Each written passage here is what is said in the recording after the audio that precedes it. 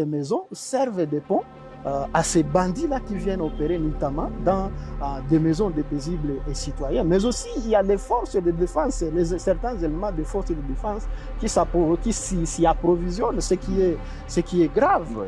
Mais nous avons également épinglé le fait qu'il y a l'existence des camps fortunes de militaires. C'est comme par exemple dans les marchés de Kitupu où en tout cas il y a des militaires qui sont incontrôlés et qui sont en train de semer terreur et désolation aux yeux et aussi de certaines autorités.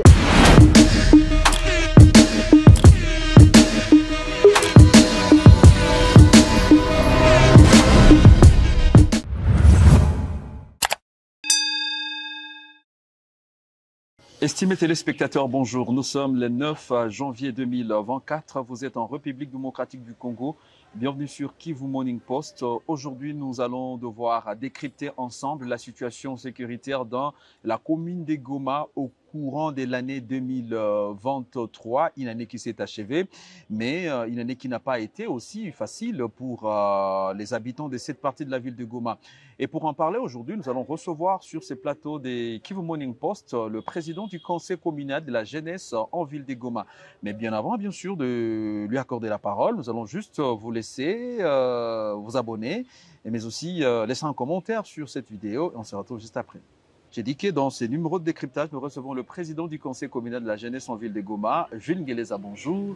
Bonjour, monsieur Roneli Tibonela. Bonjour à tous les téléspectateurs de Kivu Morning Post. Alors, voilà. Le bonheur est de notre côté, comme de votre part, tout en vous présentant nos vœux le meilleur.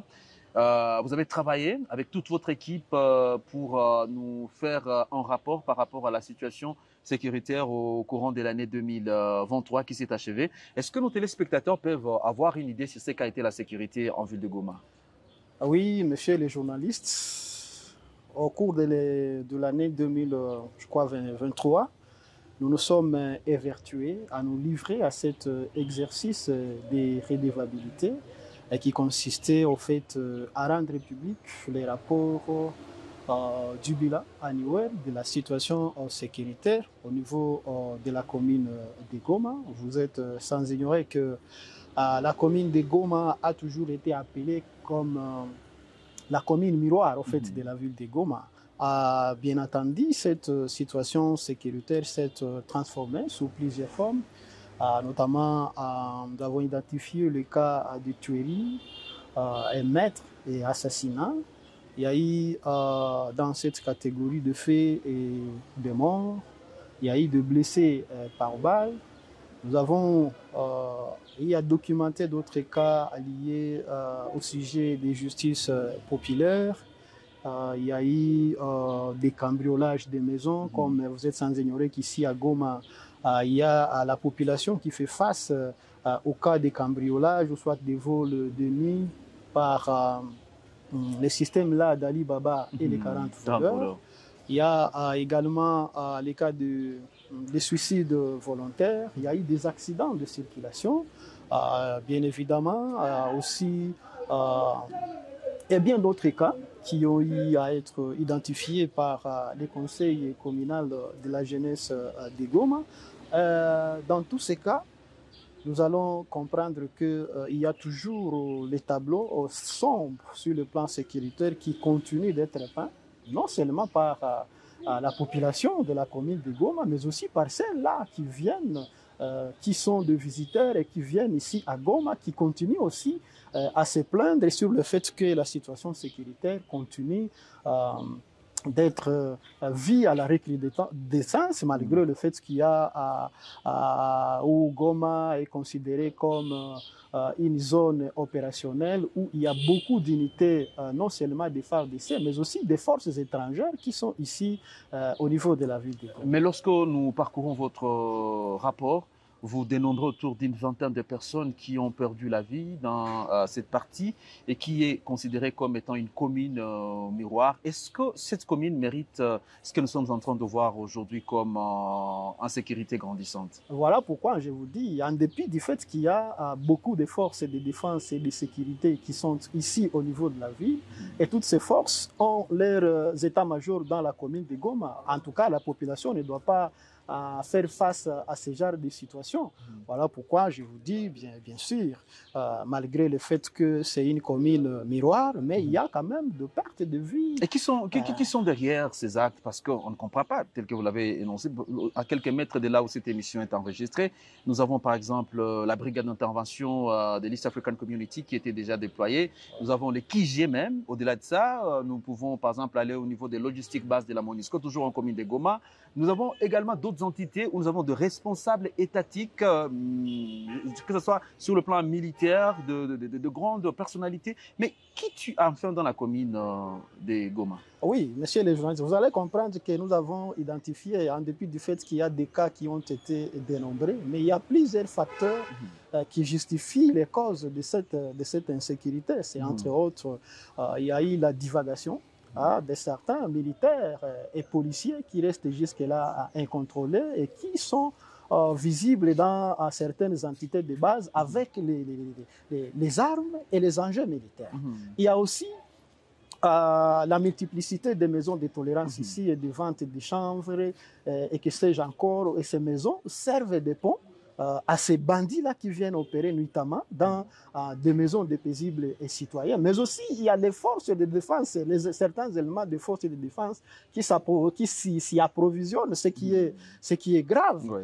Mais nous avons également épinglé le fait qu'il y a l'existence des camps fortune de militaires. C'est comme par exemple dans les marchés de Kituku où en tout cas il y a des militaires qui sont incontrôlés et qui sont en train de semer terreur et désolation aux yeux et aussi de certaines autorités à qui nous remettons chaque fois à nos rapports. Mais aussi nous avons dit que il y a par-ci, par-là où il y a de l'obscurité, où il y a certaines rues où il n'y a pas de l'éclairage public, oui. Où malheureusement, pendant des heures vespérables, il fait noir, comme si, en tout cas, même une seule goutte de lumière n'existait pas. Et oui. Tous ces endroits sont en train de servir des endroits où se cachent des bandits et qui opèrent notamment dans des maisons de paisibles citoyens. Il y a des règlements de comptes ici, vous êtes sans ignorer qu'il y a des corporations dans lesquelles il se passe beaucoup de choses. C'est comme par exemple les corporations des cambistes, les corporations de ces revendeurs-là des crédits de communication, mais aussi des commissionnaires, où les gens sont en train de se faire tuer comme si, en tout cas, l'État n'existait pas.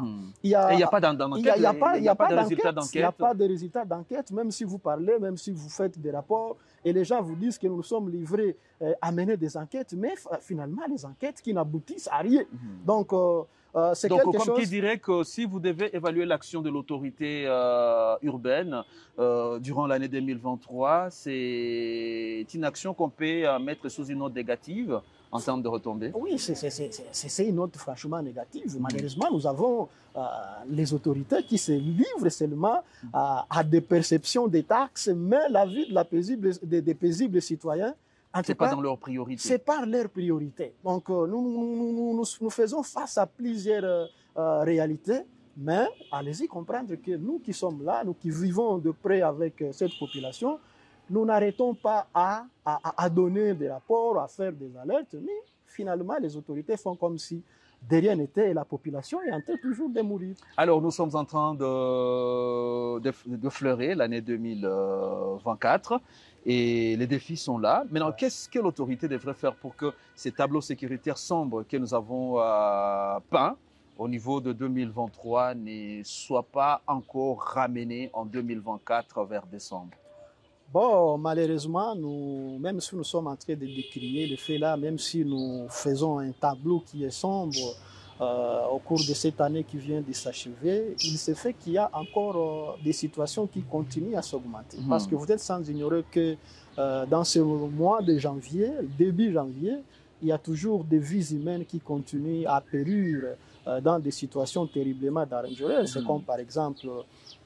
Avant-hier, on a eu à assister à un cas de mort. Il y a un jeune revendeur de crédits de communication qui a été abattu au niveau de la Sapientia, au quartier Kéchéro. Mais en dépit du fait qu'il y a des situations qui sont en train d'être perçues telles que nous sommes en train de dénoncer ici, nous avons proposé un certain nombre de recommandations et de suggestions à l'endroit des autorités qui ont la charge de pouvoir assurer la sécurité à la population. C'est comme par exemple, nous avons dit que comme il se fait qu'il y a des effectifs qui sont moindres des policiers, il faut qu'on accélère la formation des policiers. Parce que vous êtes sans ignorer que depuis très longtemps, on nous a dit qu'on a débuté avec la formation des policiers ici pour accroître au fait, le nombre des policiers. Mais jusque-là, cette formation n'a pas encore débuté. Nous sommes en train de rappeler les autorités pour que finalement, qu'ils comprennent aussi que les effectifs qui sont moindres